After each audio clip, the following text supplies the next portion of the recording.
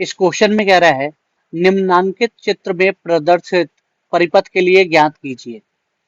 पहला प्रतिबाधा और दूसरा धारा एवं वोल्टता के बीच कलांतर। ठीक है, ये परिपथ हमें दे रखा है। तो सबसे पहले परिपथ में आप जानते हो वोल्टता की इक्वेशन में ये हो जाएगी वोल्टेज की शिखर मान वी नॉट कितनी हो गई 200 वोल्ट और टी का गुणांक क्या कहलाता है omega. Omega equal to 100 radian per second.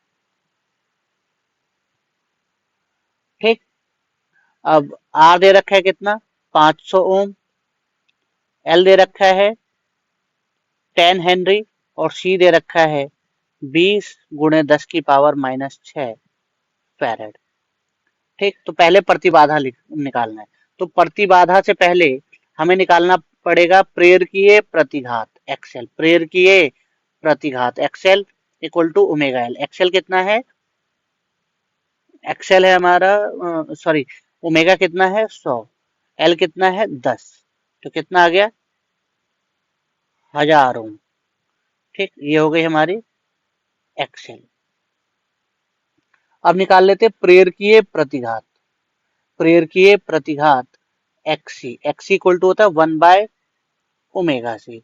तो XC equal to 1 by omega कितना है 100, सी कितना है 20 गुणे 10 की पावर -6, तो -6 ऊपर जाके प्लस का 6, 1 2 3, 3 जीरो हटा दो, तो एक्सी इक्वल टू कितना आ गया 1000/2, मतलब एक्सी इक्वल टू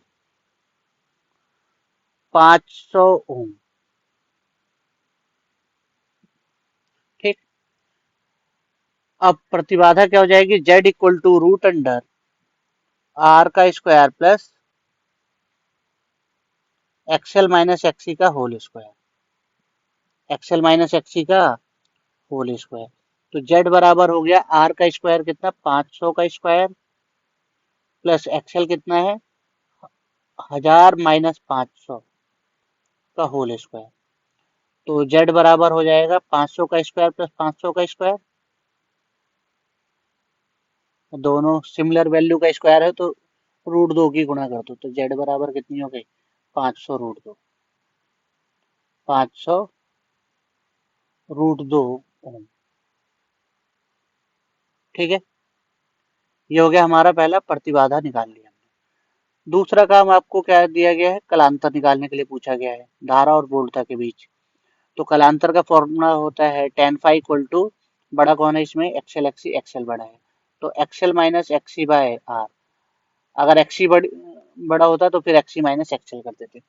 ठीक ना, तो tan phi equal to XL कितना है 1000, एक्सी कितना है 500 बटे आर कितना है 500, तो tan phi इक्वल टू हो गया 500/500, 500/500 मतलब 1। और एक किसका मान होता है tan phi में, tan में एक किसका मान होता है tan 45 का, तो कलांतर कितना आ गया 45 डिग्री। क्लियर।